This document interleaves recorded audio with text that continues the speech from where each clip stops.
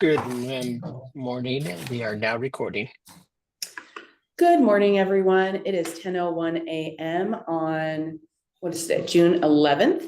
And this meeting of the Agricultural Labor Relations Board is now called to order. First item on the agenda is to seek an approval of the most recent meeting minutes from May 28th. May I have a motion? So moved. Thank you. And may I count that as a second, Member Flores? Yes, you may. All right. All those in favor, please say aye. Aye. All right, thank you. The most recent meeting minutes have been approved. I do have a chair's report today. In light of everything going on, I think it's very important to discuss the current situation in California, and specifically the federal government targeting of immigrant workers here in our state. As many are aware, the federal government has launched aggressive immigration enforcement at workplaces nationwide. We have seen immigration raids in the fashion district in LA, outside of Home Depots, targeting small businesses such as family-owned restaurants and car washes, and unfortunately in the last few days, in farms in Monterey, Ventura, Fresno, and Tulare counties, to name a few. The federal government is deliberately sowing chaos, creating fear and disorder so that they can justify deploying troops. The president has done so without coordination with the state. These actions have traumatized children, separated families, and targeted hardworking people, many whom have been here contributed to our state for decades. There are many ways that these actions impact us. They impact our work as they chill and intimidate workers from exercising their rights, and they cause anxiety in these workers' communities, in our communities. When workers are afraid to exercise their rights and feel unsafe at work, it affects all workers and workplaces. The deployment of immigration enforcement to quell dissent and chill workers from exercising their rights is not new. Throughout the history of this agency, the Agricultural Labor Relations Board, and even before its existence, immigration enforcement was specifically used as a tactic to intimidate farm workers. This is why the Newsom administration has invested in worker outreach and immigration-related legal services to support our immigrant workforce. The genesis for our act in ALRB was to bring peace in the fields, and it's expressly enshrined in our statute. California consciously chose to develop a civil legal process to resolve disputes that codified the principles of the First Amendment to speak freely and for free association, specifically to apply in our agricultural workplaces. Here in California, I want to remind all, California labor laws protect every worker in the state, regardless of their immigration status. You have a right to the Agricultural Labor Relations Act, and this entire agency zealously works to fulfill our mission and ensure workers can exercise their rights under that act. Furthermore, the executive team across the agency are continuously reviewing policies and procedures in order to provide the best and most up-to-date guidance to staff to both engender trust with workers that want to use our services and exercise their rights, as well as to protect our staff in situations where they may be approached by immigration enforcement. I want to reiterate what Governor Newsom stated last night in his address. California will keep fighting on behalf of our people, all of our people. And for us, that includes here at the ALRB and within our role. I also want to take a moment to acknowledge the strain and fear this has caused among so many friends, neighbors, and loved ones who may be affected. We will work to keep the public, our staff, and the board updated on these issues. So thank you, and I appreciate the work of so many across the agency to work on various aspects of response and on various guidances. So I will keep the board updated. We do have the immigration subcommittee, and we are actively working to get some updates out to you, but there's a lot going on behind the scenes. So we will share those updates when appropriate. Okay, next we have the executive officer's report on elections, unfair labor practice, complaints, and hearings with our executive secretary, Santiago Avila Gomez. Thank you, and good morning again, Chair Hasid and members of the board. And just briefly, I wanted to thank you and the leadership team at the ALRB that is really looking to support and not only our constituent farm workers, but our staff, many of whom share stories that relate to immigration law enforcement and proceedings. So I appreciate the remarks that you had this morning, Chair. Turning to the Executive officers report. Since our last public board meeting on May 28th, there's been one board decision issued by the board in CYMA Orchids Corporation. And the citation is 51 ALRB number 2 that was issued on June 2nd. And the case number there is 2023-CE-016-SAL. There, the board affirmed the ALJ's grant of a motion for default judgment and recommended remedial order. The next section of the report deals with pending matters. There are 3. One in Ocean Mist Farms, and the case number there is 2017 CE006 VIS, and relates to the board order in 46 ALRB number 5. Their regional directors requested enforcement of that board order, enforcement of a regional director subpoena Ducis Tecum to Ocean Mist Farms, and a request for evidentiary sanctions. That was filed on May 29th. Turning next to the 2 special appeals that are now pending before the board. Applications for permission to special appeal in United Farm Workers of America and Monterey Mushrooms, LLC. Case numbers 2019 CL-005 et al.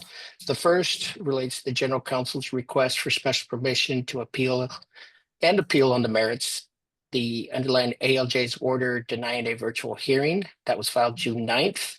A response or opposition will be due Monday, June 16th.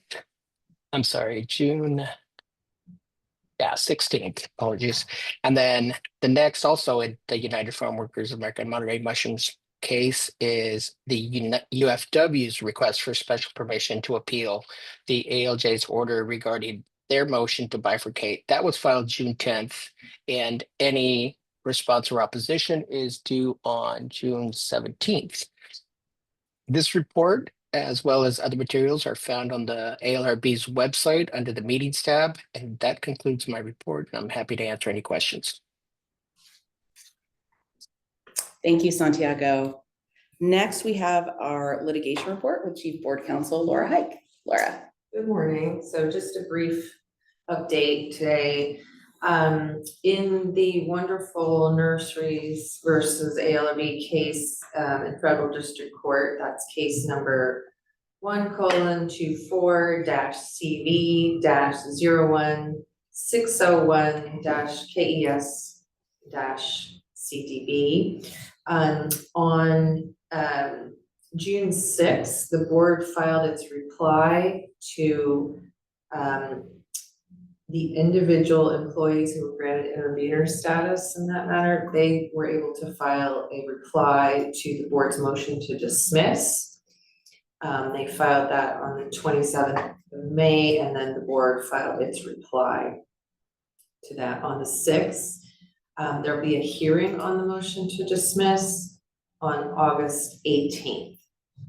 And then I believe the issue of whether to consolidate this matter with the Western Growers Olive Hill Greenhouses matter. Parties filed responses to the order to show cause issued by the judge on June 2nd. Order to show cause why the 2 cases should be consolidated. Responses were filed on June 2nd, and I believe that issue's still pending. In the Olive Hill Greenhouses and Western Growers Association versus ALRB matter, that's case number 1:25-CV-00577. On June 5th, last week, there was a hearing on the plaintiff's motion for preliminary injunction down in Fresno. Our team at the AG's office went down in person for that, and some of us watched online. Let's see. And then finally, in that matter, the board filed its motion to dismiss the complaint on June 9th. And I believe that's all for that case. And then we'll see if they're consolidated. If they're consolidated, then the hearing on the motion to dismiss would probably happen at the same time on August 18th. That concludes the report. Happy to answer any questions. Thank you, Laura. Appreciate it. Okay, next, we do not have reports for items 6, 7, 8, or 9. So we will go to public comment. For those who notified us ahead of time, Santiago will call you up in the queue. We ask that you be on silent if you're not speaking. Please state your name and organization if applicable, although you do not have to. If you do wish to make a public comment, you may still do so, and you can send a message in the Zoom. You may use the Zoom raise hand function, or I believe send a message or an email to either Satya or Santiago. So we will pause a moment, and Santiago, let me know if anyone is expressing a desire to make a public comment. No one emailed or otherwise made their intent to publicly comment today known. I will ask that the attendees, if they wish to make comment, please raise your hand, as the chat feature is not enabled in our new format. I'll watch to see if anyone raises their hand to indicate they wish to make public comment.